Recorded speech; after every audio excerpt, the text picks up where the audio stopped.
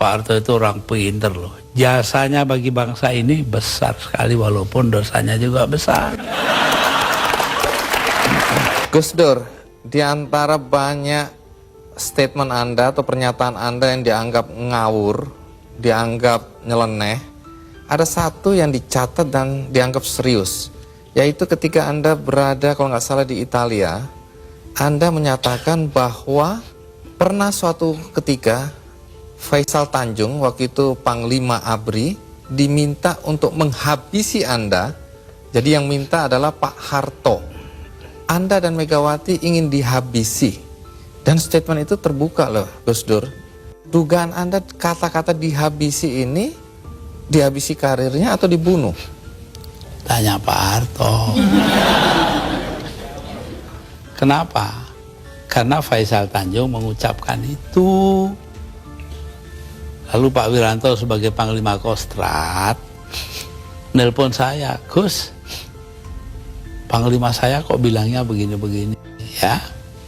Saya anggap itu soal politik lah. Pak Harto juga bukan soal pribadi kok, itu soal politik. Politik mengharuskan itu, tapi saya tahu juga kebiasaan Raja Jawa. Pak Harto kan anggap dirinya Raja Jawa. Apa yang dilakukan tangan kanan, tangan kiri nggak boleh tahu. Karena itu saya bilang sama Pak Wiranto, begini Pak Wir, tolong Anda pergi ke Pak Harto, tanya omongannya Faisal Tanjung yang begitu itu betul nggak? Apa jawabnya Pak Harto di Cendana kepada Pak Wiranto?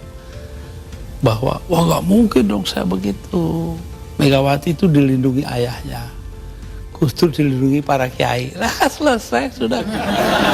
Mau soal politik, saya nggak ada dendam pribadi, nggak ada. Malah saya terus terang aja, ini ada Yeni anak saya ini, ikut saya kemarin hari raya pertama, hari Sabtu, saya soal Pak Harto, ya maaf-maafan hari raya, sudah selesai, terus makan, pulang.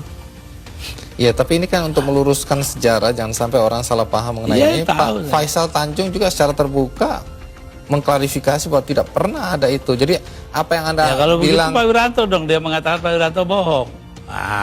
Anda bilang ada operasi naga hijau, naga merah, itu kan orang bilang. Memang ya begitu, saya dengarnya kok.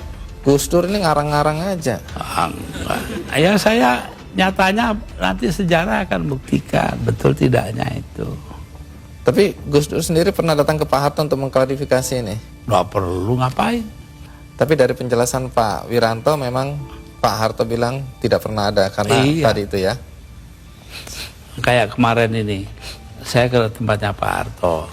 Sepulang saya dengan suara terbata-bata karena Pak Harto itu sudah banyak lupa.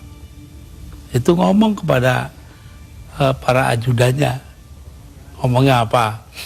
Saya pengen ngomong dengan Gus Dur panjang-panjang tapi nggak bisa. Itu tuh. Coba. Kenapa nggak bisa? Ya karena dia pelupa itu. Ntar banyak yang lupa. Pak Harto itu orang pinter loh. Jasanya bagi bangsa ini besar sekali walaupun dosanya juga besar.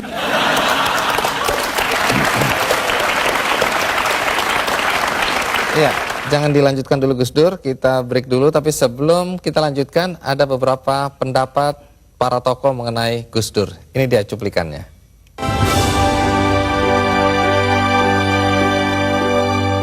Gus Dur ini manusia yang langka dan kontroversial, aneh, tapi juga jenius.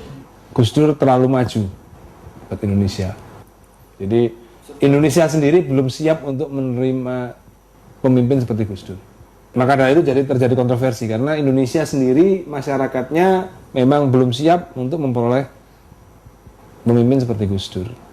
Di mata saya Gus Dur adalah pertama yaitu kawan sahabat saya. Karena sebelum jadi presiden saya sudah kenal sama beliau, sering bersama-sama dalam dialog, dalam seminar, sebagai narasumber. Yang kedua, Gus Dur adalah juga atasan saya. Saya senang sebab sebelumnya presiden kita tidak pernah memberikan pernyataan kontroversial, tapi malah bertindak kontroversial dengan korupsi, kekerasan, dan penyembelihan hak asasi manusia.